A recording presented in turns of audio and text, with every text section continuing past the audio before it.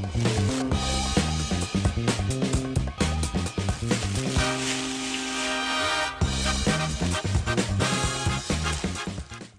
वालेकुम and welcome to brunch talk. आपको मालूम है, जब मैं ये प्रोग्राम शुरू कर रही थी तो मैंने सोचा था कि मैं आपको ऐसी ख़वातीन से ज़रूर मिलवाऊंगी इसमें जो अपने अपने प्रोफेशन में सक्सेसफुल हैं, और उसके साथ साथ एक और बहुत बड़ा क्रेडिट उनको जाता है। हम सब जानते हैं कि हिस्टोरिकली पाकिस्तान एक कंजर्वेटिव सोच का मालिक मुल्क रहा है। यहाँ पे बहुत सारे लोग मीडिया इंडस्ट्री और उससे मुंसलिक ख़वातीन को पसंद नहीं करते थे। सो बहुत सारी हमारी ऐसी कहना चाहिए टैलेंटेड आर्टिस्ट हैं जिन्होंने प्रोफेशनली अपना लोहा मनवाया और इस चीज़ को साबित किया कि ख़वातीन भी मीडिया इंडस्ट्री में आ सकती हैं, काम कर सकती हैं, सक्सेसफुली इस करियर को लेके चल सकती हैं और इक्वली जिसे कहना चाहिए रिस्पेक्ट एंड फेम जो है उसको एंजॉय कर सकती हैं। मेरी आज की जो मेहमान है, she is a very talented artist. उन्होंने बहुत सारे सीरियल्स में काम किया है, तवातर के साथ माशाल्लाह से काम कर रही हैं। जब जब आती हैं हमें बहुत अच्छी लगती हैं। नाम भी उनका बहुत खूबसूरत है, वो ख़ुद भी बहुत खूबसूरत हैं कौन? मैं आपको मिलवाती हूँ।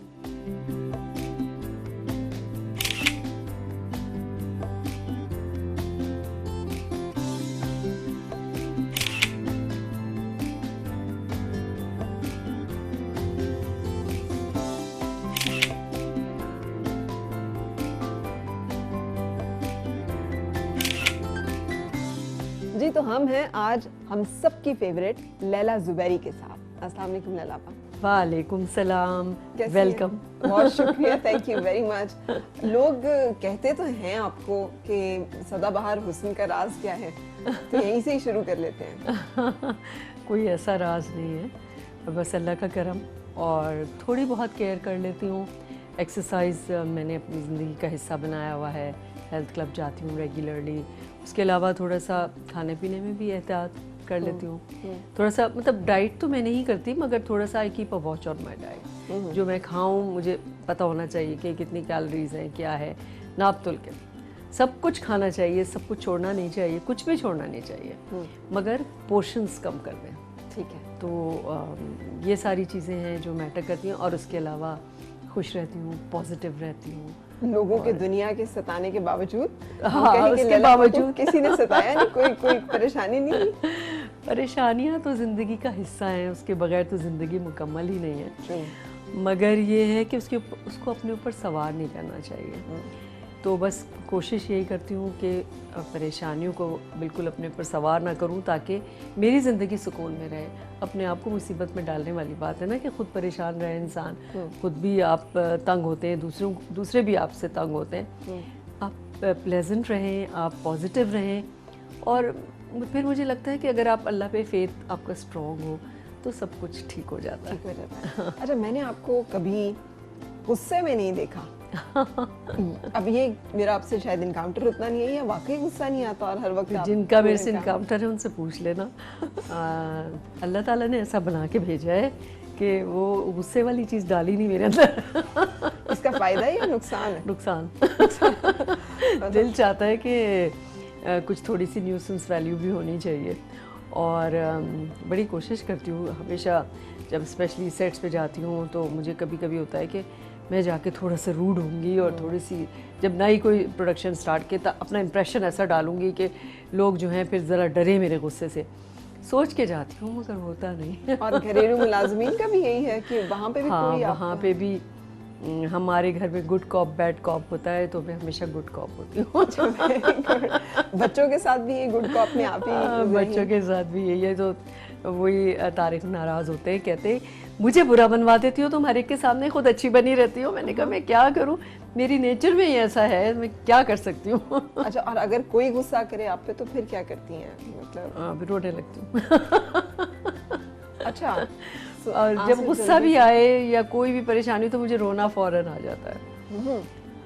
उस पर कंट्रोल नहीं रहता, बल्कि मुझे लोग कहते भी हैं कि भाई तुम अपने आप को वीक शो करती हो रो के, स्पेशली जैसे रिकॉर्डिंग्स वगैरह में कभी कोई चीज़ बुरी लग जाए तो वहाँ पे भी मुझे फ़ौरन रोना आ जाता है। तो सारे लोग ये कहते हैं नहीं रोना चाहिए, इंसान वीक लगता है रोने से। हाँ जी, मुझे भी यही कहते हैं। मगर वो रोना उस वक्त कहाँ ले जाएं? उस वक्त कहाँ रोकें, वो आपके अंदर है तो कैसे रोकें उसको। अच्छा, ये शुरू से ही तबीयत इसी तरह से थी और इतनी ही नर्म और मुलायम थी। और ये लैला टेलीविजन का नाम है या घर वालों ने शुरू से ही जांच लिया था कि ये लैला है? नहीं, ये मेरे वालिद साहब ने रखा था।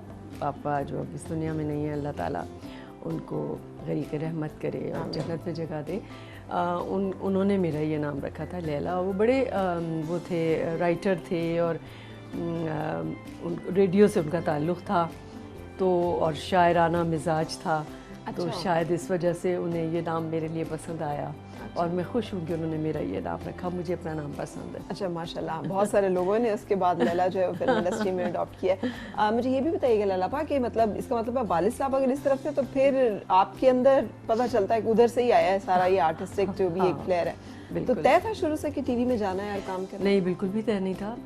बस ये था कि बचपन में शौक़ हुआ था और जब पापा रेडियो में थे तो उनके साथ कभी कभी रेडियो जाना होता था। तो मैंने उनसे कहा कि भाई मुझे भी पापा जाना है एज अ चाइल्ड। तो उन्होंने कहा कि अच्छा ठीक है, ऑडिशन दे दो, अगर तुम पास हो जाती हो तो मुझे कोई एतराज़ नहीं है। अच्छा। तो मैं और मेरी बहन बेला, छोटी बहन है, हम दोनों रेडियो गए, हमने ऑडिशन दिया। अच्छा, पापा ने ख़ास ताकीद कर दी थी कि मेरा नाम बिल्कुल ना लेना वहाँ पे। तो हमने उनका नाम बिल्कुल नहीं लिया। SM सलीम बड़े मशहूर उस ज़माने के एक्टर थे, वो ऑडिशन लिया करते थे। तो उन्होंने हमारा ऑडिशन लिया, हम दोनों बहनें पास हो गई ऑडिशन में। फिर जब वो नाम लिख रहे थे तो उसमें वालिद साहब का नाम लिखवाया, जमील ज़ुबैरी। तो वो कहने लगे, अच्छा आप ज़ुबैरी साहब की बेटी हैं, आपने बताया क्यों नहीं? जी मना किया था पापा ने। अच्छा, मैं सोच रही थी कि ज़ुबैरी शादी के बाद हुआ होगा, लेकिन जैसे आप बता रही हैं शादी से पहले ही ज़ुबैरी चल रहा। मैं लकीली पहले भी ज़ुबैरी थी और मैं अब भी ज़ुबैरी हूँ। अच्छा, ये इतनी अच्छी लग जो है, कैसे इसका मतलब खानदान में ही शादी हुई? जी बिल्कुल, साफ जाहिर है। Very good. तो खानदान में शादी का आओ, मुझे याद आया कि तारिक भाई ने काफी अरसा आप पे नजर रखी थी। हाँ, वो तो कहते हैं बचपन से ही नजर रखी हुई थी। अच्छा, लेकिन आपको कभी अंदाजा हुआ कि ये वाला कजन जो है ये ताड़ता है मुझे या नहीं, मैं कभी इतना मिली नहीं थी इनसे, क्योंकि ये आर्मी में चले गए थे तो ये वहाँ होते नहीं थे। जब मैं बड़ी हुई और ज़रा समझ आई उस वक्त, तो उस वक्त ये वहाँ पे तो थे नहीं, इसलिए मुझे कोई ऐसा एहसास नहीं ना। मेरे ख्याल से इनको भी उस वक्त नहीं पता होगा इतना। तो वो तो बाद में, जो इनकी बहन है तारिक की बहन, वो मेरी चच्ची भी हैं सगी, उन्होंने सजेस्ट किया इनसे। उस वक्त इन्होंने मुझे आके देखा, हालांकि उस वक्त भी मैं काफ़ी छोटी थी, मैट्रिक में थी मैं। तो फिर इन्होंने यस कर दिया। उसके बाद मुझे फिर प्रपोजल आया और मेरी इंगेजमेंट भी हो गई थी मैट्रिक में। अच्छा। और फिर सेकेंड ईयर के बाद शादी हो गई। अर्ली शादी हो जानी चाहिए? मेरे ख्याल से बेहतर होता है अर्ली शादी हो जाना, एक लिहाज से। वो इस तरह से कि जैसे जैसे एज बढ़ती है ना, तो आपकी जो आदतें हैं वो बड़ी पक्की होती जाती हैं और फिर फ्लेक्सिबिलिटी कम हो जाती है, तो एडजस्ट करना नए माहौल में ज़्यादा मुश्किल होता है। आपने भी बेटियों की शादी जल्दी ही की है? हाँ, उतनी जल्दी तो नहीं की जितनी मेरी हुई थी, मगर फिर भी कंपैरेटिवली हाँ जल्दी कर दी है। अच्छा किया। अच्छा, ये जैसे घर है माशाल्लाह, तो इसकी सजावट में, इसकी देखभाल में कितना कंट्रीब्यूशन आपका होता है, कितना टाइम आप इन चीज़ों को देती हैं? मुझे अच्छा लगता है घर के लिए करना, और तो उसमें कोशिश मेरी यही होती है कि अच्छा लगे घर जो भी हो। कोशिश करती रहती हूँ, पता नहीं किस हद तक कामयाबी है। नहीं, बहुत खूबसूरत है, देख के पता चलता है कि एक आर्टिस्ट का घर है। अच्छा लैला भाई, बताइए कि किसी से मिलती हैं तो आप किन चीज़ों से इम्प्रेस होती हैं? क्या चीज़ें आप नोटिस करती हैं किसी में कि क्या है और क्या नहीं है? एक ओवरऑल पर्सनालिटी होती है, जैसे एक मुखलसी होती है इंसान के अंदर, वो फील हो जाती है आपको कि पॉजिटिव वाइब्स होती हैं। मुझे फ़ौरन अंदाज़ा हो जाता है कि पॉजिटिव वाइब्स का। तो ऐसे लोगों से मिलना अच्छा लगता है जिनमें पॉजिटिव वाइब्स होती हैं, क्योंकि जो नेगेटिविटी होती है ना, वो आपको भी नेगेटिव करती है। तो इसलिए हमेशा नेगेटिव लोगों से दूर रहने की कोशिश करनी चाहिए और पॉजिटिव लोगों में ज़्यादा मिलना चाहिए। मेरे सारे फ्रेंड्स भी इसी तरह के हैं कि सारे पॉजिटिव लोग हैं। मुझे अच्छा लगता है कि हम बैठ के लोगों की बुराइयाँ नहीं करते, हम जजमेंटल नहीं होते। मुझे ऐसे लोग अच्छे लगते हैं जो जजमेंटल नहीं होते। बिल्कुल सी। बेस्ट फ्रेंड्स का कोई हमें बताएंगी कि टेलीविज़न की स्क्रीन पे हमें नजर आए तो हमें अंदाज़ा, ओह अच्छा ये लैला आपा की बेस्ट फ्रेंड। और क्या टेलीविज़न के अलावा भी बेस्ट फ्रेंड्स हैं? हाँ, मेरी बेस्ट फ्रेंड्स टेलीविज़न के अलावा ही हैं ज़्यादा। अच्छा। तो क्योंकि ज़ाहिर है जो आम जिंदगी में मेरी वॉल्टन एयरपोर्ट के ऊपर बिजनेस डिस्ट्रिक्ट कायम कर दी, रावी रिवर फ्रंट कर दिया, लेकिन जब वफाक ने बंदर आइलैंड की कोशिश की तो इस हुकूमत ने रोक दिया। फ़ायदा किसको पहुंचता? सूबे के सिंध के लोगों को नौकरियां मिलती, यहाँ इन्वेस्टमेंट आता, यहाँ तरक्की होती, लेकिन इस हुकूमत को वो मंजूर नहीं। इस हुकूमत ने बाकी तमाम मुल्क के सूबों ने इमरान खान साहब को लब्बैक कहा कि सेहत कार्ड इशू कर दे, इजरा कर दे। केपी में 10 लाख रुपए, पंजाब में 7 लाख रुपए फी खानदान, बलोचिस्तान में 7 लाख रुपए फी खानदान, और सिंध में कुछ नहीं। आधा खर्चा वफाक देती है और आधा खर्चा सिंध हुकूमत देती है। वो ये कहते हैं कि हमने NICVD बना दी, तुम लोग सब दिल के मरीज हो जाओ, मुफ्त इलाज करेंगे। पता नहीं कैंसर तो यहाँ किसी को होता नहीं, दूसरी बीमारियाँ तो होती नहीं, सिर्फ इनको 2 ही नज़र आती हैं, एक लिवर और एक हार्ट का NICVD, और उन दोनों का भी हाल जाके देख ले तो जो कत्था छट्टा है वो खुल जाता है। तो हम आज इनसे पूछते हैं दोबारा, तुम दोगे PFC या नहीं दोगे? 2007 से वादा कर रहे हो। तुम ये बता दो कि तुम्हारा चेयरमैन जाग गया है या तुम लोग सो रहे हो?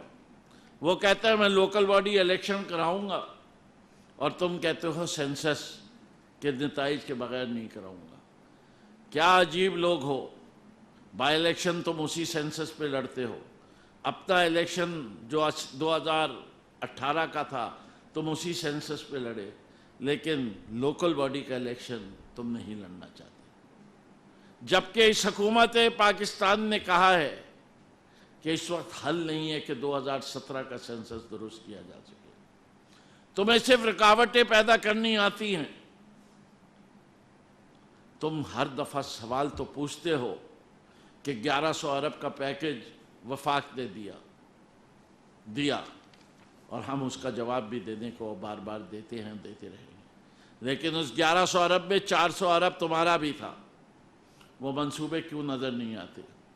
2009 में 7 लाइनें जायका ने आइडेंटिफाई की थी मास ट्रांजिट की।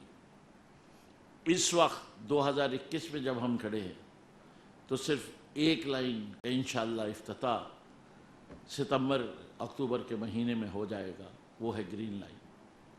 बाकी वो ब्लू लाइन इस नजर हो गई कि तुमने ठेके में पैसे बहुत ज्यादा मांगे। मलिक रियाज भी चले गए, वरना वो मैं अपने बैरिया टाउन से लेके गुरु मंदिर तक बना रहे थे। रेड लाइन 3 साल से गुलगपाड़ा है कि इस साल शुरू हो रही है। इस बजट में भी कहा कि शुरू हो रही है, शुरू नहीं हुई। मलीर एक्सप्रेसवे तुम उसकी अलाइनमेंट चेंज करते रहो कि तुम्हारी ज़मीनों की कीमतें बढ़ती रहें, लेकिन वो पब्लिक प्राइवेट पार्टनरशिप में फाउंडेशन स्टोन तो रख दिया बिलावल ने, लेकिन बिलावजा भुट्टो ये भी बता दो कि काम कब शुरू करोगे और ख़त्म कब करोगे। शुरू की तख्ती तो लगाते हो, इख्तिताम की तारीख भी उस तख्ती के ऊपर लिखो। वो किसी तख्ती पे इनको हिम्मत नहीं होती कि लिखें कि आज हम बुनियाद रख रहे हैं और इस तारीख को हम इस मंसूबे को आगाज करेंगे। तो ये नोहा जो सिंध का है वो आज हम समझते हैं कि PDM की जलसे में बाकी जमातें अगर उनको इस सूबे से हमदर्दी और सच बोलने पे यकीन रखते हैं, आज ये नोहा वो भी दोहराएंगे। अलबत्ता हमारे मौलाना साहब ने झूठ बोलने का आगाज तो कर ही चुके हैं। 12 फुट के फासलों पर कुर्सियों की लाइनें लगाई हैं। 12-12 फुट का फासला है। कहते हैं 1 लाख कुर्सियां हैं। जा गिनवा के देख लो, 25,000 से ज़्यादा निकल आए तो हमसे आके बात कर लेना। हमारी बात पे तो यकीन नहीं, मीडिया जाके गिन ले, लेकिन सच्चे तरीके से रिपोर्ट ज़रूर करें। जो लोग कुर्सी के मामले पे झूठ बोल सकते हैं वो जलसे में कितना झूठ बोलेंगे। हम ये जो पापा डैडी मौलवी बचाओ मूवमेंट था, इसको फूंक तो इसकी निकल चुकी। वो जो कहते थे कि तहरीक इंसाफ चौथे साल का सूरज नहीं देखेगी, अब उनको इस नारे का जवाब देना पड़ रहा है कि अगली बारी फिर नियाजी, और ये इंशाल्लाह जरूर होके रहेगा।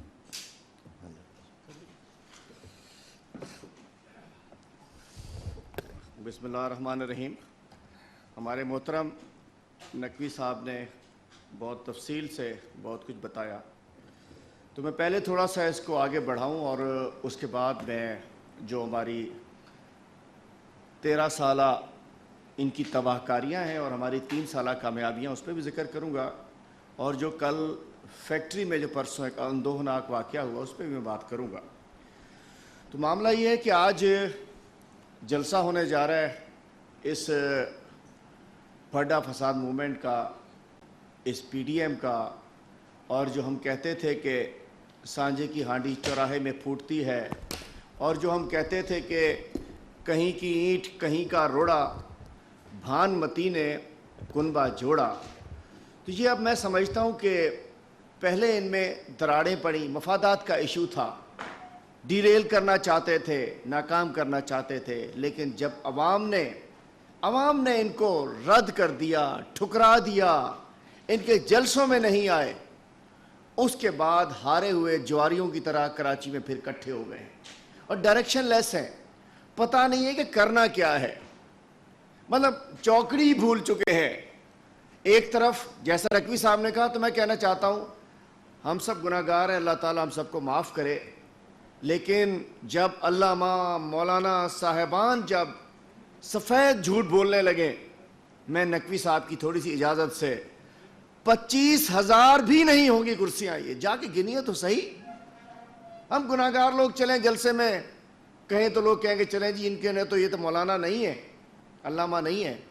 1 लाख कुर्सियाँ अगर मौलाना साहब साबित कर दें तो हम आज अपनी सीट में राशिद सुमरो साहब को देने को तैयार हूँ, फजलुर रहमान साहब को, नकवी साहब अपनी सीट देने को तैयार है, बाकी तो सीट वीट है कोई नहीं उनके पास।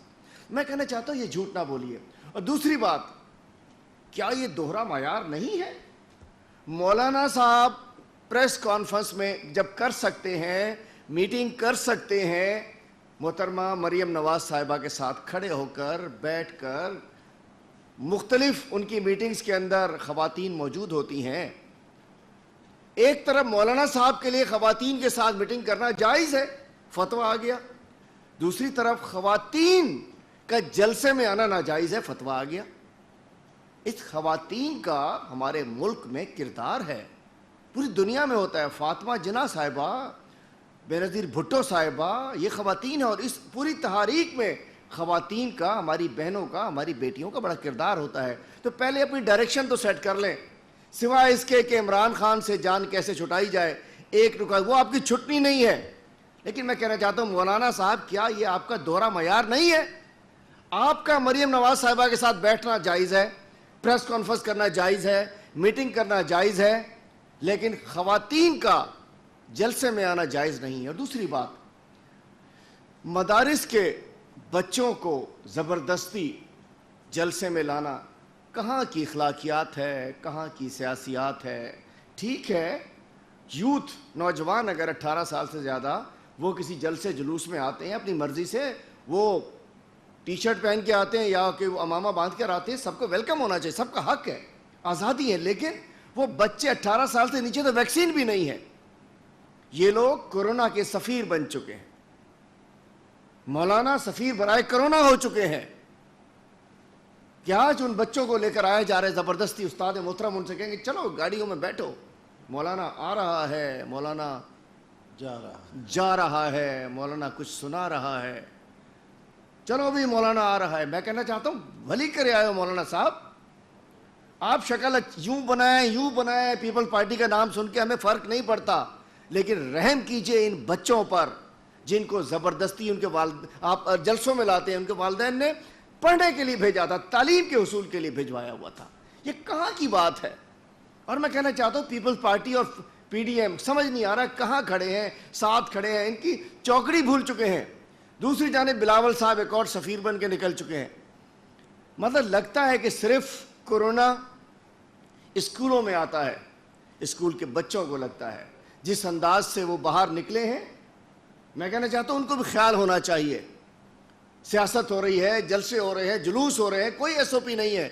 एसओपी जब होती है। रहनुमा पाकिस्तान तहरीक इंसाफ फिरदौस शमीम नकवी और हलीम आदिल शेख कराची में मीडिया से गुफ्तगू कर रहे थे। उन्होंने कहा कि सिंध हुकूमत अवाम के मसाइल पर तवज्जो नहीं दे रही है। नाज़रीन, ये थी PTV ताज़ा तरीन।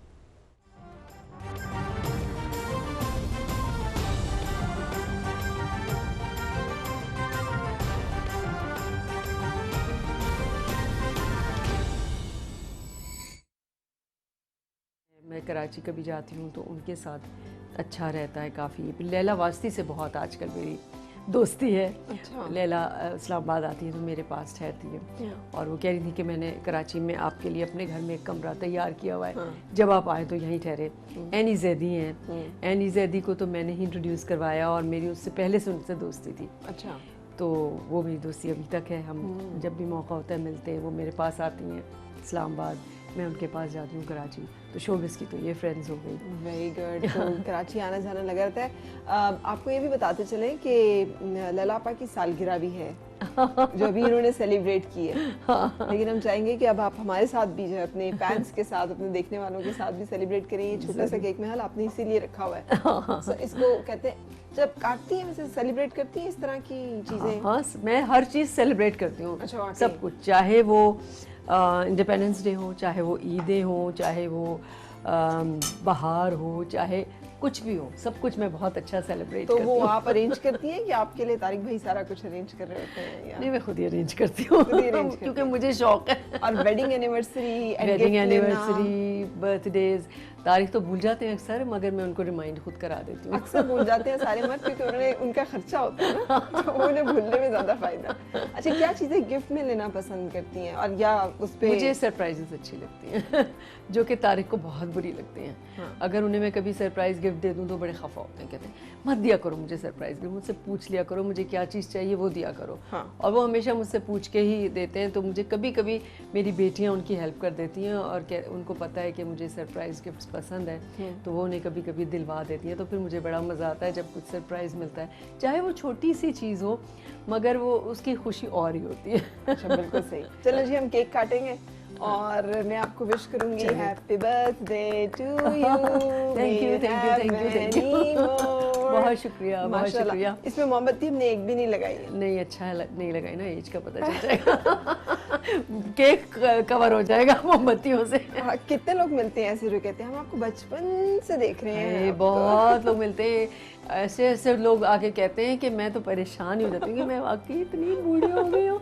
एक साहब मिले, इतनी, ये बहुत साल पहले की बात है, सफ़ेद दाढ़ी, और मेरे पास आके कहने लगे कि मैं आपको बचपन से देख रहा हूँ। तो मैंने उनसे कहा मेरे बचपन से? मैंने कहा कि नहीं मैं छोटा सा होता था उस वक्त। अच्छा, इस तरह के जो कमेंट्स हैं ये अच्छे लगते हैं? We are comfortable with it? और जो लोग आजकल ये सोशल मीडिया आ गया है एक दूसरे की पर्सनल जिंदगियों पे और उसके बारे में बहुत सारा कुछ चल रहा होता है, उम्रों से लेकर तो हर एक चीज़ उसमें फिर फेक न्यूज़ जो होती है ना वो बहुत गलत होती है। जैसे मुझे बड़ी तकलीफ होती है इस चीज़ से कि जिससे किसी की बीमारी का आता है कोई फेमस पर्सनालिटी और फिर उस पर लोग लिखना शुरू कर देते हैं जी उनकी डेथ हो गई और ये वो खुदा ना खास्ता इस तरह की बातें। तो मुझे बहुत दुख होता है इस बात से कि ऐसी जो चीज़ें हैं वो नहीं फैलानी चाहिए। इसको अगर हम पॉजिटिव वे में यूज़ करें सोशल मीडिया तो ये बहुत इफ़ेक्टिव हो सकता है। और नेगेटिव जो इस नेगेटिविटी है उसको ख़त्म होना चाहिए। हमारे यहाँ बहुत ज़्यादा हो गया है फेक न्यूज़। कोई मतलब आप किसी के बीच में से कोई चीज़ उठा लेते हैं और उसको फिर आप वो करते हैं। आप कॉन्टेक्स्ट तो देखें किस कॉन्टेक्स्ट में ये बात कही गई है, सिर्फ वो बीच में से उतना उठा के और उसके ऊपर चल पड़ते हैं, विच इज़ वेरी बैड। अच्छा, जो आप जाती हैं आजकल जो नए बच्चे या बच्चियाँ आई हुई हैं उनका स्टारडम हमेशा ही होता है बहुत ज़्यादा। हर दौर में ऐसा हुआ है कि जो सीनियर्स हैं बजाय इसके कि उनको रिस्पेक्ट और प्लेस मिले, जो जूनियर्स होते हैं वो कहते हैं we are the stars. Exactly. और वो फिर वहाँ पे बड़ा वो कर रहे थे। नहीं, ये अब ज़्यादा हो गया। हमारे ज़माने में इतना नहीं था। मैंने भी लीड रोल्स किए हैं और एक ज़माना था कि काफ़ी माशाल्लाह अच्छा नाम था और बहुत ड्रामों में मेन कैरेक्टर्स करती थी, तब भी हमने अपने जो सीनियर्स थे उनकी बहुत रिस्पेक्ट करते थे और वो कुछ बताते थे तो उसको ध्यान से सुनते थे और अच्छा लगता था कि कोई हमें गाइड कर रहा है। हमारे तो डायरेक्टर्स भी हमें बताते थे सारा कुछ। आजकल के जो बच्चे हैं वो सुनना नहीं चाहते कुछ, उन्हें लगता है कि हमें सब कुछ आता है। हाँ जी, जब पहला था टाइम था तो सीनियर कोई एक्टर आता था तो कहा जाता था वो आ गए हैं उनके साथ अब। हाँ। अब कहा जाता नहीं नहीं वो आ गई हैं आप थोड़ा सा उनके साथ। तो ये change of time change of time हो गया है अब ये। और स्पेशली जो डायरेक्टर्स होते थे उनकी हम बहुत रिस्पेक्ट करते थे। कोई हम उनके सामने अगर उन्होंने कुछ कह दिया तो हमें बुरा नहीं लगता था, मगर आजकल के जो यंग जनरेशन है वो सुनना नहीं चाहती कुछ भी। अच्छा लालपा, माशाल्लाह से 2 बेटियां, बेटे की कमी कभी महसूस हुई? कभी नहीं। कभी ससुराल की तरफ से प्रेशर आया वो जो रिवाइव नहीं, बड़े मज़े की बात यह है कि इनके घर में ये 2 बेटे थे, बाद में 2 बेटियां पहले थी, 2 बेटे बाद में थे। फिर जो इनकी तारीख की बड़ी बहन थी उनके लाइन से 3 बेटे थे, तो इनके यहाँ बड़ा अरमान था बेटियों का। तो जब मेरी पहली बेटी होने वाली थी किरण, तो तब ये लोग सारे दुआएं करते थे अल्लाह करे बेटी हो। तो इतनी खुशियाँ मनाई गई हमारे घर तो जब बेटी हुई। अच्छा। तो बहुत ज़्यादा। तो जब मैं सेकंड बेटी को एक्सपेक्ट कर रही थी तो उस वक्त मुझे, हम भी 2 बहनें हैं। अच्छा। मेरा कोई भाई नहीं है। तो मुझे था कि जो एक बेटी होती है उसको एक दोस्त की ज़रूरत होती है जो कि घर में बहन होती है उसकी, क्योंकि हम दोनों बहनों की बहुत दोस्ती है और बड़ी कंपनी रहती है। तो फिर मैं दुआ करती थी अल्लाह करे बेटी ही हो जाए ताकि बड़ी बेटी को कंपनी मिले। तो हमारे यहाँ इसलिए कोई ऐसा कॉन्सेप्ट नहीं है और हमारी बेटियाँ माशाल्लाह बेटों की तरह ही हैं। ठीक है। माशाल्लाह दोनों बड़ी अच्छी अपने करियर में, अपनी पढ़ाई में बहुत अच्छी पोजीशन होल्डर्स हैं। उसके बाद उनके करियर्स माशाल्लाह बहुत अच्छे, जो किसी आजकल के लड़के इतनी मेहनत नहीं करते जितनी लड़कियाँ करती हैं। किरण से तो मैं वाकिफ हूँ, हमारे साथ ही वो थी और हाँ। हेड गर्ल थी। हाँ तो बिल्कुल। वो हम लोग एक साथ ही उसमें से बिल्कुल। अच्छा, लेकिन बेटियों की रिस्पॉन्सिबिलिटी, हाँ। आप काम भी कर रही थी, फिर बेटियां भी, घर भी लुक आफ्टर कर रही थी, तो ये कैसे मैनेज हुआ? असल में ये कि मैंने जब काम शुरू किया तो मैंने शुरू में ही अपने आप से ये वादा किया कि मेरे लिए मेरी फैमिली और मेरा घर सबसे पहले, उसके बाद कोई भी चीज़ है। तो मैंने उस पर अमल किया और उसकी वजह से टाइम मैनेजमेंट हुई। दूसरी बात है कि तारिक की बहुत ज़्यादा क्योंकि सपोर्ट थी, तो उन्होंने भी बहुत इसमें साथ दिया। और अगर मेरे ख्याल से मियाँ बीवी मिलके चलें और एक दूसरे को का साथ दें तो बहुत सी चीज़ें आसान हो जाती हैं। तो इसलिए भी मुझे आसानी रही। और फिर भी मेरी ये कोशिश थी कि जब तक मेरी बच्चियाँ छोटी थी मैं इतना काम के लिए ट्रैवल नहीं करती थी, मैं उसी स्टेशन पे जो काम होता था वही करती थी। और जिस ज़माने में मेरे बच्चों को मेरी ज़रूरत हुई, जैसे उनके एग्ज़ाम्स हो रहे हैं, खुदा न खास्ता तबीयत ख़राब है, उन दिनों में मैं बिल्कुल काम नहीं करती थी। और अभी भी यही है कि जब मुझे पता होता है कि मेरे बच्चों का कोई ख़ास ओकेजन है या कोई वो आने वाली, किरण जैसे यहाँ नहीं होती, दुबई में होती है, मुझे अगर पता हो कि वो आने वाली है तो मैं उन दिनों में बिल्कुल काम नहीं करती, चाहे कोई भी अच्छे से अच्छा काम मिले। बिल्कुल सही। मगर मैंने उनके लिए टाइम रखा। हसीन नानी होना कितना एक फायदे का काम है। अब ये तो नवासी बता सकते हैं ना। लेकिन कैसा फील होता है when you are young beautiful और आपके माशाल्लाह से आगे बच्चों के बच्चे भी हों? I feel proud. अच्छा लगता है। मुझसे किसी ने एक मॉर्निंग शो में मैं गई तो उन्होंने मुझसे पूछा क्या मैं ये बता दूं कि आप नानी भी हैं? तो मैंने कहा क्यों, उसमें छुपाने की क्या बात है। मुझे तो खुशी होगी ये बता के, and I feel proud about it कि मैं माशाल्लाह नानी भी हूँ और मैंने अपने आप को मेंटेन भी रखा हुआ है। हाँ माशाल्लाह। तो वो जो नानियों के एक रिवायती होते हैं, ग्रैनीज बिस्किट्स, ग्रैनीज कुकीज या ग्रैनी स्टोरीज, वो चलती हैं कि वो बेड टाइम स्टोरीज? या जब हाँ बच्चों के साथ होती हूँ तो फिर मैं उनकी नानी ही होती हूँ, फिर मैं लैला ज़ुबैरी नहीं होती। और मैं बेबी सिटिंग भी करती हूँ अक्सर, ख़ासतौर से जो छोटी बेटी तानिया वो यहीं क्योंकि होती है, तो अक्सर उसके बच्चे मेरे पास होते हैं, उन्हें कहीं जाना आना हो तो मेरे पास ही छोड़ देते हैं। तो वो छोटे भी हैं बच्चे वो, तो इस वजह से बहुत खुश रहते हैं मेरे साथ। अच्छा ये फ़ायदा होता है थोड़ी यंग नानी हो, यंगर हो, कि आपकी उनके साथ एक अच्छी रिलेशनशिप हो जाती है, आप उनके साथ रिलेट कर सकते हैं, उनकी पढ़ाई में हेल्प कर सकते हैं और उनके खेलों में उनके साथ चल सकते हैं। तो इसलिए बच्चे खुश रहते हैं मेरे साथ, तो मेरी भी उनके साथ अच्छी अंडरस्टैंडिंग है। बिल्कुल सही। चले हम आपकी सालगिरह का केक, इतना टाइम हो गया हमें हाँ, मैं काट के अब देती हूँ तुम्हें उसमें। अच्छा लैला, अगर तारिक भाई पाबंदी लगा देते हाँ कि कोई काम वाम नहीं करना, आराम से तो मैं बैठो, ना खा लो, करती। तो आप आराम से छोड़ देते? हाँ मैं छोड़ देती, क्योंकि ना मैं समझती हूँ कि घर वालों से झगड़ के कुछ नहीं करना चाहिए। जो भी अगर आप उनकी मर्ज़ी से कुछ भी कर रहे हैं ना, तो उसमें उनकी सपोर्ट होती है।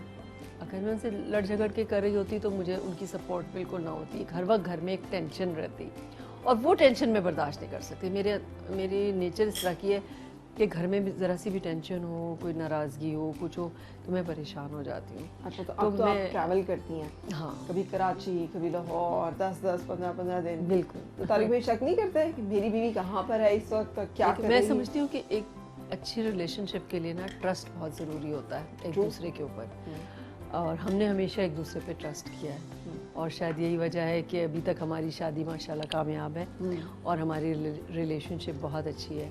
क्योंकि ज़ाहिर है जब एक इंसान दूसरे पे ट्रस्ट करता है ना, तो फिर वो उस ट्रस्ट का ख्याल भी करता है कि इसने मेरे पे ट्रस्ट किया तो मुझे इसका पूरा वो रखना चाहिए। तो इस वजह से यह है कि अल्लाह का शुक्र है हमारी बहुत अच्छी रिलेशनशिप है।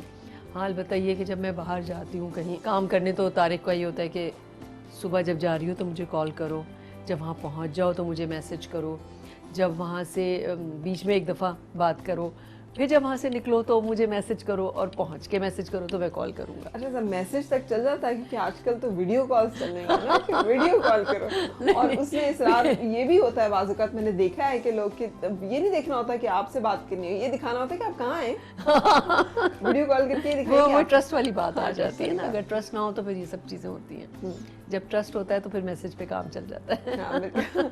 अच्छा, तो लैला आपा ये भी बताइएगा कि आपकी ज़िंदगी में सबसे बेस्ट फेज जो है ज़िंदगी का कौन सा रहा है, जिसको आप बड़ा, ये वाला जो गुजर गया, जो आने वाला है? जो प्रेजेंट फेज होता है ना, वो मुझे बेस्ट लगता है। हमेशा, क्योंकि मैंने कभी जो गुजर गया उस पर रिग्रेट नहीं किया, लिहाजा हमेशा मुझे ऐसे लगता है कि जो अभी है ये सबसे अच्छा है। पिछला भी अच्छा था, मगर ये वाला उससे ज़्यादा अच्छा है। अच्छा, ड्रेसेस, वार्डरोब, आपने हमेशा वो ड्रेसेस पहने जो, जिसे कहना चाहिए, हमारे घरेलू या हमारे माशरती जो वैल्यूज़ हैं उनके साथ रहे हैं। आपका कभी मॉडर्न होने को दिल नहीं किया?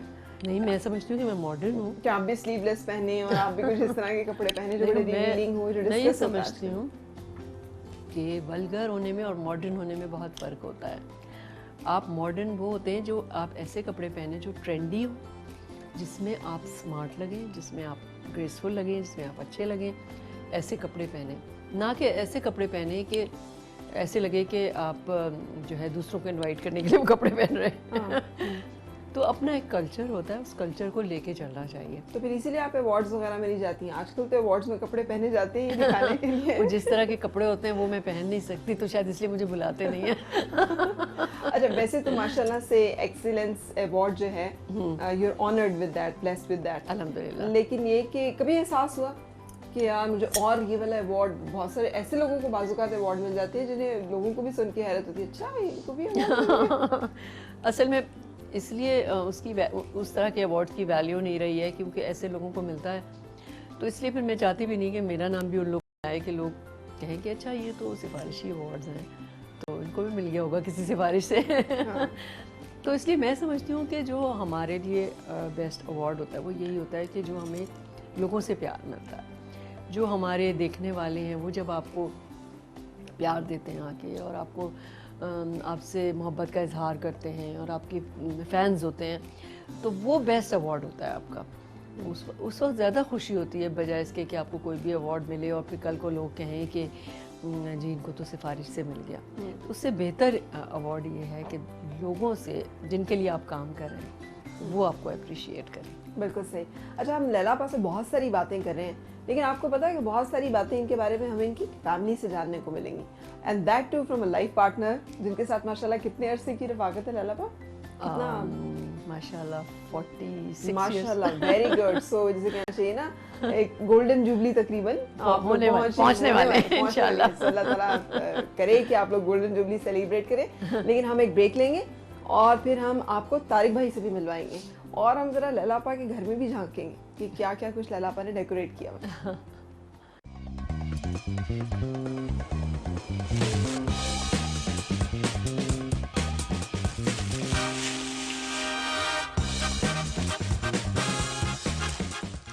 Welcome back to brunch talk. और आज हम, जैसे आपको मालूम है, मौजूद हैं लैला ज़ुबैरी के घर एंड हमें ज्वाइन किया है तारिक ज़ुबैरी ने। अस्सलाम वालेकुम, शुक्रिया। बिल्कुल शुक्रिया, आपके घर में। Nice to see you back on the TV, mashallah se. Thank you very much. And I always respect you. You are the pioneer of morning show. Thank you very much. And सारे channels followed after you. जी, not many people remember and recognise I this, but I am absolutely grateful. Thank you. अच्छा, मैं आपको बताती चलूँ कि एक दिन मेरी मुलाकात हुई इस हसीन जोड़े से, और मैंने देखा कि तारिक भाई जो है ना वो खड़े हैं बाहर, लेडीज़ जैसे वो है ना वॉशरूम्स, तो मैंने कहा तारिक भाई यहाँ पे भी आने की क्या ज़रूरत थी। तो तारिक भाई ने मुझे बताया कि वो लोग तंग करते हैं ना, लोग परेशान करते हैं, विच इज़ ट्रू। तो वो बेगम के साथ साथ सिनेमाज देखने और माशाल्लाह दोनों हनीमून मनाते रहते हैं, छोटे छोटे हनीमून। हमारे आइंदा भी हनीमून खत्म नहीं होगा। अच्छा, जब तक जिंदा है हनीमून करते रहेंगे। अरे मेरा ख्याल है ये जो कलर एंड फ्लेवर है मैरिड लाइफ में, ये आप भरते रहते हैं। लैला आपा तो इतना नहीं, वो तो अपनी शूट से ही थक जाती होगी कि मैं तो बस थकी हुई हूँ। नहीं, ये मैं इससे कहता हूँ लैला से, यार तुम थकी हुई हो, यानी सोएगी भी नहीं रात को, दूसरे दिन शूट पे भी चली जाएगी, and when she is coming back 12 बजे हाँ। तो मुझे फिक्र होती है शी स्टिल स्माइलिंग। मैंने कहा यार तुम क्या चीज़ हो, ठीक है, ना फ्राउन है ना थकावट है, कुछ नहीं है, ठीक है। मैं कहता हूँ यार सो जाओ, कहते नहीं अभी नहीं, अभी मैंने नमाज पढ़नी है और इबादत करनी है। अच्छा, वो कितने बजे भी, अगर 1 बजे भी आएगी तो 2 घंटे इबादत और नमाज और फिर सोएगी। अच्छा, तो ये मतलब फिक्स रूटीन है। एब्सोल्युटली। अब देखा ना, ये वो सीक्रेट है तो लैला आपा ने हमें नहीं बताना। ये नहीं बताएंगे। हाँ, तो लैला आपा फिर ये सीक्रेट है खूबसूरती का भी एंड ये सारी माशाल्लाह ब्लेसिंग्स का। अल्हम्दुलिल्लाह। तो खास वजीफा बताएं। बस ये है कि आप फ़र्ज़ नमाज अपनी अदा करें टाइम पे, क्योंकि बहुत ज़रूरी है। मैं तो चाहे शूट पर भी हूँ, कहीं भी हूँ, अगर नमाज का टाइम है तो मैं ज़रूर नमाज पढ़ लेती हूँ। और मुझे खुशी है कि अक्सर लोगों ने मुझसे देख के सीखा है ये चीज़, क्योंकि लोगों को थोड़ा सा रिलक्टेंट होते थे कि शूट के ऊपर हम कैसे पढ़ें नमाज। कुछ लोग कहते थे कभी हमें लगता नहीं कि जगह पाक होगी या ये होगा, या मेकअप किया हुआ है, आपका मेकअप किया हुआ है, ऐसे कपड़े हैं, जो भी है। मैं कहती हूँ नहीं, देखो नमाज जो है ना वो आपकी माफ़ी नहीं है उसकी, वो आपको वक्त पे ही अदा करनी है। मैंने कहा सिर्फ फ़र्ज़ पढ़ लो, कोई फ़र्क नहीं पड़ता, पूरी नमाज लंबी पढ़ने की ज़रूरत नहीं है। तो फिर बहुत से लोगों ने मुझे कहा बाद में कि हमने आपके देखा देखी हमने भी शुरू कर दी। Very good. तो आपने कहाँ से शुरू किया, क्यों शुरू किया? मैं बस खुद ही, मेरे अंदर एक तो है, फिर अपनी मेरी जो अम्मी हैं वो उन्होंने एक दफ़ा मुझे कहा था, जो मैंने फ़जर की नमाज़ जब शुरू की है, उन्होंने मुझसे कहा कि देखो तुम्हें कोई भी काम होता है अर्ली, जैसे कभी सुबह फ़्लाइट होती है तो तुम उठती हो ना उसके लिए, तो ये भी तो एक ड्यूटी है जो तुम्हें करनी है, तो उसके लिए तुम क्यों नहीं उठती नमाज के? वाह। और इस बात ने मेरे पे बहुत असर किया, और वो दिन और आज का दिन अल्लाह का शुक्र है मैंने ठीक है फजर की नमाज कज़ा नहीं कर दी। फजर की नमाज कज़ा न करना और इशा की नमाज कज़ा न करना, ये दो नमाजें जो पढ़ता है उसका मतलब है कि ईमान का इखलास जो है वो उसके अंदर मौजूद है। और अल्हम्दुलिल्लाह तहज्जुद, तहज्जुद भी माशाल्लाह, तहज्जुद भी और तहज्जुद भी, हाँ बिल्कुल। नींद कब, सोती कब है? तो लोग मुझसे सही पूछते हैं, सोती कब है? लोग मुझसे पूछते हैं आप कितने बजे उठते हैं? मैंने कहा अल्हम्दुलिल्लाह मैं फजर के वक्त उठता हूँ। क्या मतलब है आपका? मैं कहा यार वो बेगम हिलजुल शुरू कर देती है, वुज़ू थाड़ लाइट खोलना तो मेरी आँख लाइट तो मैं नहीं खोलती कभी भी। दाढ़ दूड़ वुज़ू वो तो मेरी आँख खुल जाती है। आप नहीं कभी मुतासर हुए कि मैं भी चले? मैं हुआ हूँ, ठीक है, कोशिश कर रहा हूँ अभी भी, मगर पढ़ने लगे हैं वैसे 2-3 नमाजें पढ़ लेता हूँ, ठीक, दिन की पढ़ लेते हैं, दिन की पढ़ लेता हूँ। मुशक्कत में अभी जरा नहीं उतना पढ़े। हाँ, वो थोड़ी सी डॉजिंग आ जाती है, कला पढ़ लेता। तो उन वाले लोगों को क्या कहेंगे जो कहती हैं टीवी की जो औरतें हैं ना, ये जो वही मीडिया की जजमेंटल वाली ख़वातीन बात हैं, आ जाती है। मुझे बड़ा अफसोस होता है अगर लोग इस तरह से जजमेंटल होते हैं। मुझे बड़ा अफसोस हुआ था, एक शो में मैं गई थी, पीटीवी का ही शो था, जी तो उसमें एक, मैं नाम तो खैर नहीं लूँगी, एक मौलाना साहब थे, तो मुझसे पूछा होस्ट ने कि आपको याद है कि आपने पहला रोज़ा कब रखा और कैसा रखा, कैसा गया? तो वो साहब कहने लगे कि पहले आप इनसे ये तो पूछ लें इन्होंने कभी रोज़ा रखा भी है कि नहीं। Very good. तो मुझे बहुत अफसोस हुआ। मैंने उनसे कहा कि अल्हम्दुलिल्लाह मैं मुसलमान हूँ, मुझे नहीं याद कि मैंने कभी कोई रोज़ा छोड़ा हो। तो आप इस तरह ना सोचा करें कि आर्टिस्ट एक्टर जो है वो बेराह लोग हैं, बेराह लोग हैं, उनमें भी अच्छे गुमराह लोग हैं, हाँ। सारे जहन्नुमी हैं। सारे जहन्नुमी हैं, उनको इस तरह से जज ना किया करें। हाँ। अच्छे बुरे लोग हर जगह होते हैं। अरे तारिक भाई, इतनी खूबसूरत बीवी को आपने क्यों बाहर निकलने दिया और काम करने दिया? आपने क्यों नहीं कहा कि घर बैठो, जब मैं सारा कुछ कर लेता हूँ तो तुम्हें क्या जरूरत है इतने मर्दों में जाने की? मुझे बिल्कुल अच्छा नहीं लगता। चादर और चार दीवारी, हाँ जी, बाहर नहीं निकलना, हाँ। सिर्फ किचन में रहना, सिर्फ किचन में घर रहना की है। सफाई करनी है, कपड़े तोहफा करो। मैं बीवी लाया, कोई काम वाली नहीं लाया। नहीं, लेकिन वो जो एक गैरत होती है सो कॉल्ड हमारे यहाँ पे मेल शॉविनिज्म जिसे कह सकते हैं आपके, वो ये जो ज़्यादा शोर करते हैं ना गैरत गैरत, वो सबसे खुद गैरतमंद नहीं होते, वो अपना गिल्ट हटाते हैं। जब बीवी वाले खुद अयाशी करते हैं, वो घूमते हैं, कहते हैं बीवी अंदर है, बकवास है ये तो। क्या how can you lock up more than 50%? औरतों की पॉपुलेशन दुनिया में ग्लोबली 70% हो गई है, आपको पता है? 52% पाकिस्तान में। हाँ, तो ग्लोबली तो इट्स 70%, राइट? आप कैसे उनको बंद रख सकते हैं? दुनिया कैसे ग्रो करेगी जब तक वो पार्टिसिपेट नहीं करेंगे हर फील्ड ऑफ लाइफ में? मुझे अंदाजा होता है कि माशाल्लाह ये हर मैदान के माहिर हैं, इनका बड़ा इंटरेस्ट है। जाहिर है आर्मी में रहे हैं, रिटायर्ड वहाँ से, तो political and then by virtue of his.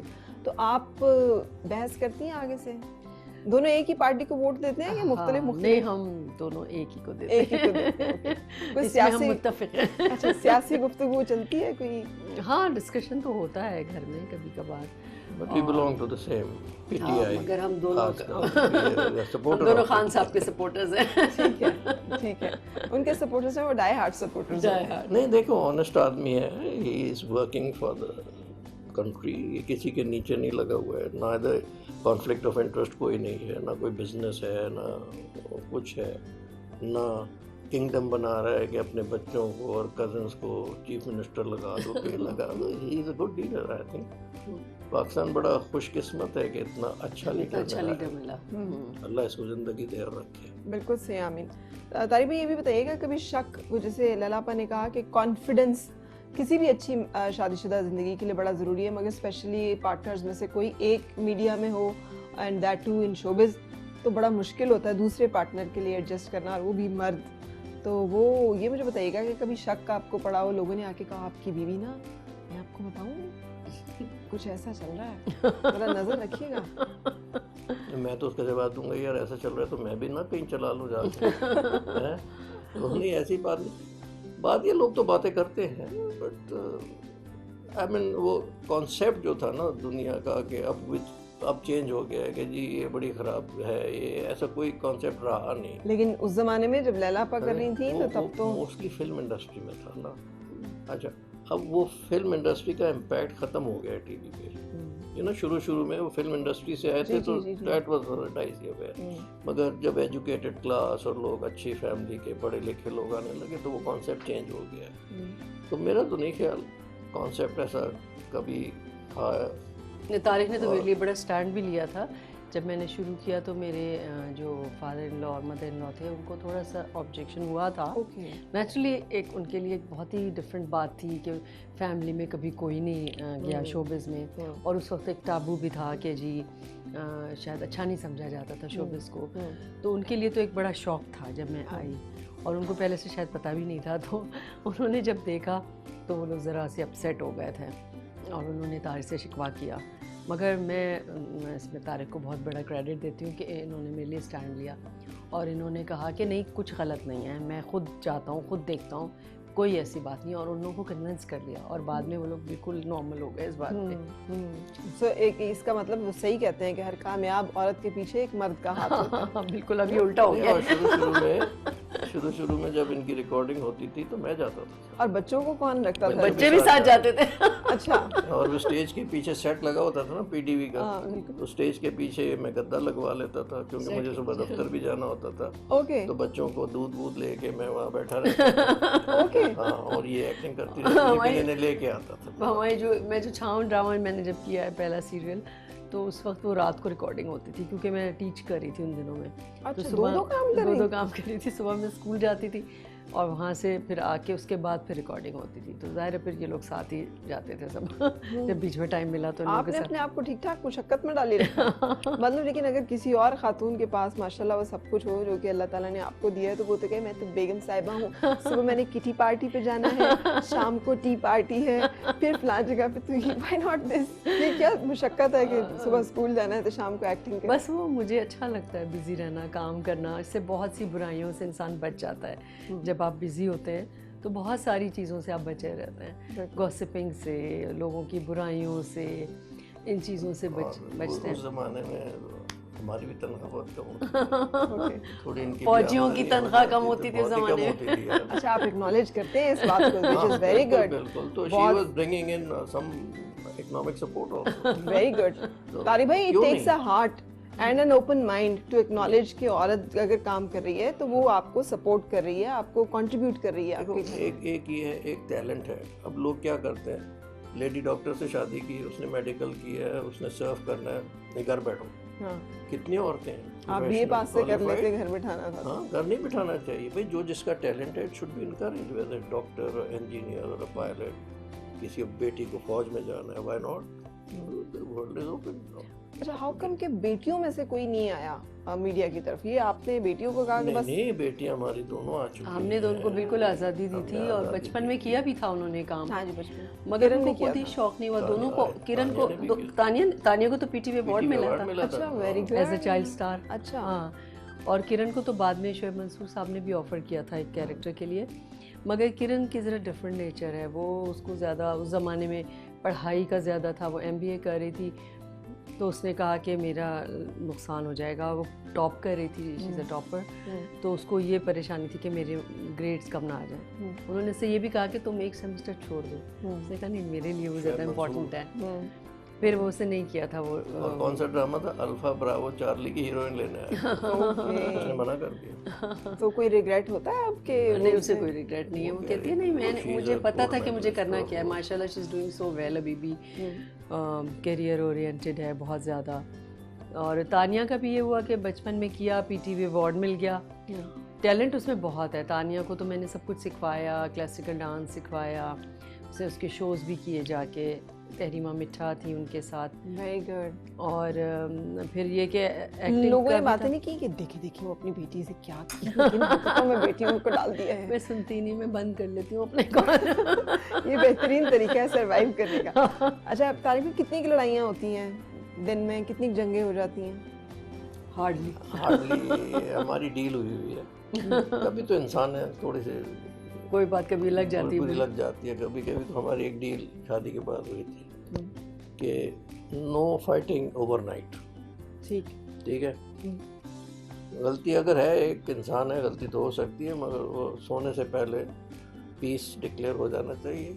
ठीक है, and start in the morning. ये किस पार्टी के ऊपर ये दोनों पे है, दोनों पे। जिसकी गलती है ये अबे चल अच्छी गुडी गुडी बन गई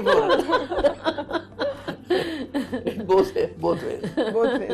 ठीक है, मैं होता ना कि आज जब भी गलती हो तुम माफी मांग लिया करो, मैं माफ कर दिया करो। नहीं, अगर मेरी गलती होती है आई से सॉरी फर्स्ट। सही। अच्छा लालापा, हम घर आए हैं तो हम वो जैसे रिश्ते वाले लोग होते हैं ना जो कहते हैं कि ये क्या किचन क्या है और वो क्या है, तो हम क्या मिलेगा? हाँ, क्या गाड़ी मिलेगी? लड़के वाले मांगते हैं। इस तरह की बातें भी होती हैं आपके साथ तो नहीं की? नहीं, हमारे यहाँ नहीं। हमें तो कुड़ी चाहिए और कुछ नहीं चाहिए। और आपने जो बेटियों की शादी की तो वहाँ पे? और माशाल्लाह दोनों की ऐसे ही हैं इन-लॉज, बल्कि नाराज़ हो गए। मैंने किरण के लिए तो बहुत सी चीज़ें जमा करके रखी थी, ज़ाहिर है अपनी बेटियों के लिए इंसान करता है, जब मौका मिलता था कुछ लेके रख लिया। उस ज़माने में ड्यूटी फ्री शॉप हुआ करती थी, वहाँ से चीज़ें ले के रख लेते थे। तो उसके सास ससुर ने कहा कि हमें कुछ नहीं चाहिए, कुछ मत दीजिएगा। तो हमने कहा सब जैसे कहते हैं, तो हमने उसके लिए आहिस्ता आहिस्ता हम ले जाते थे। कुछ चीज़ें लाहौर में थी वो, तो वो लोग इतने खफा हो गए। उन्होंने कहा अगर आप लोग आइंदा कोई चीज़ लाए तो हम आपसे बात नहीं करेंगे। उन्होंने कहा कि हमारे घर में अल्लाह का शुक्र है सब कुछ है, हमें कुछ भी नहीं चाहिए। कुछ नहीं दिया, उन्हें वापस कर दी चीज़ें। उन्होंने कहा हमें चाहिए ही नहीं है कुछ। Very good. और छोटी बेटी के भी ऐसे ही है। चले माशाल्लाह। सो कहाँ से शुरू करेंगे हम घर को देखना?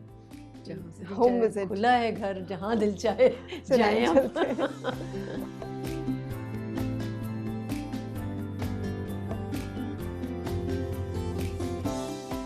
वाह, बहुत सारी आपने जैसे कि मेमोरीज इकट्ठी की हुई हैं। हाँ बिल्कुल। सो ये किंग जो है ये शाह फैसल है, नहीं, ये फॉरेन मिनिस्टर थे शाह फैसल का बेटा सऊद अल फैसल। सऊद अल फैसल। और ये 81 में इस्लामिक समिट हुई थी इस्लामाबाद में, और मैं उनके साथ I was his Military attaché। Military attache for that period. ठीक है। और इसके नीचे जो आप ये तस्वीर देख रही हैं, ये टीएम, ब्रिगेडियर टीएम जी जो शहीद हो गए थे फ्री फॉल जी, गुजरावाला free fall में, और ये मैं हूँ। मैं पैरा जंप्स के बाद I was being awarded a wing after doing parachutes jumps. और ये शब्बीर शरीफ निशान हैदर, ये मैं हूँ, और ये बाकी ऑफिसर्स हैं। तो ये जब हम पैराशूट कोर्स कर रहे थे पैरा जंप्स का, तो ही वाज माय स्टिक बडी। अच्छा, अच्छा, स्टिक बडी होता है जो साथ जंप करता है आपके आगे पीछे। तो ही वाज एज वो जैसे गैलेंट्री की इनकी जो दास्तान है कि ये बड़े दलेर मजेदार, आदमी। बड़े मजेदार हालत है। We became very good friends. अच्छा और इनका गुस्सा बड़ा तेज था, तो मैं समझाता सर गुस्सा ना किया करें, अच्छा। जरा तामुल से। तो इनके साथ मैंने बड़े मजाक भी किए उस जमाने में। Very good person. ये राहिल शरीफ के बड़े भाई थे। जी जी, of course we know major Shabbir Sharif, शहीद निशान हैदर और द ग्रेटेस्ट माय हीरो या जनरल जनरल हमीद हमीद गुल। गुल। मैं इनका पर्सनल स्टाफ ऑफिसर होता था, अच्छा, and Wow. MI directorate and the most influential man of his time. his time, and I was very close to him.